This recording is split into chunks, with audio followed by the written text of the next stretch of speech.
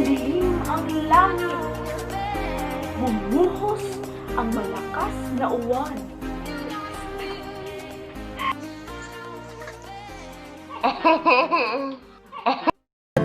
Find out what we're made of when we are called to help our friends in need.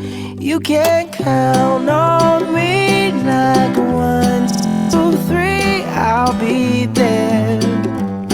And I know when I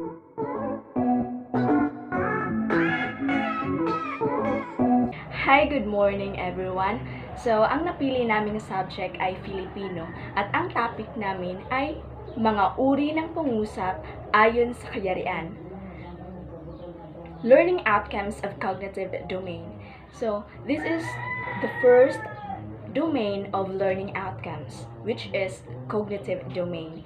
So, we have levels of cognitive domain of learning that are creating, evaluating, analyzing, applying, understanding, and remembering. So, first, creating.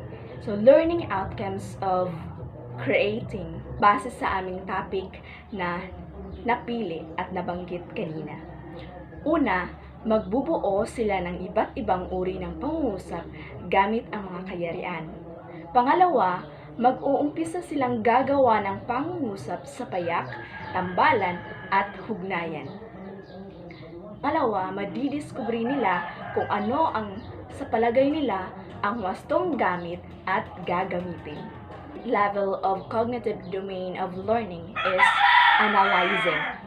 Una, susuriin nila kung ano ang kaibahan ng tatlong kayarian ng pangungusap. Aalamin nila kung ano ang mailagay sa isang pangungusap upang matawag na payak, tambalan, at hugnayan. The next level is applying. Una, gagamitin ng mga bata ang nakasaad sa bawat kayarian upang mailarawan ng isang bagay at mabigyang kahulugan ito. Pangalawa ay ipapakita nila kung ano ang wastong gagamitin sa isang kayarian upang makilala at mabigyang diin kung anong klaseng kayarian ito. The fifth level of cognitive domain of learning is understanding. Una, ibinabahagi nila kung paano nila nagawa at nabuo ang isang pangungusap gamit ang kayarian. Pangalawa, ay tatalakayin ng mga bata kung ano ang dapat tandaan sa bawat pangungusap ayon sa kayarian at kung ano ang dapat ilagay upang maisaayos ang bawat pangungusap. The last levels of cognitive domain of learning is remembering. Una, magbibigay sila ng kanilang natutunan at naiintindihan sa pag-aaral na ito. Pangalawa, hahanapin nila kung ano ang kaibahan ng tatlo batay sa pangungusap upang malaman at maintindihan nila ng lubos. Task 3.2 Learning outcomes of affective domain. There have the levels of affective in domain of learning. There have internalizing, organizing, valuing, responding, and receiving. And there have a learning outcomes. First, internalizing. Sa learning outcomes, there have 1. Matuklasan ng mga mag-aaral ang iba't ibang uri ng pangungusap kung paano ito gagamitin ng wasto. 2. Malalaman din nila ang mga uri ng kayarian sa pangungusap. Number 2 is organizing. Sa learning of outcomes, there have 1. Matutunan ng mga mag-aaral kung paano bumubuo ng mga salita gamit ang payak, tambalan, at hugnayan. Number 2 is, sa pagbuo ng pangungusap, malalaman nila kung ano ang mga salita ang kanilang gagamitin upang sila ay makabuo ng wastong pangungusap.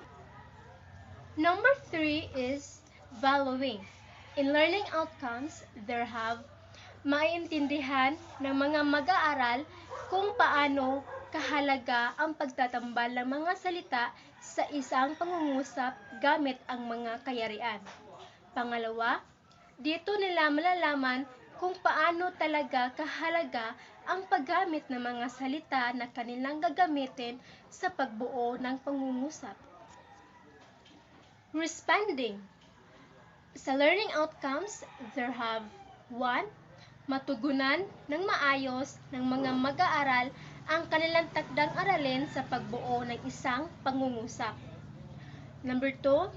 Gumanap ng isang pangungusap gamit ang mga tatlong kayarian. Kayarian ng pangungusap. And the last is receiving. Sa learning outcomes, there have 1.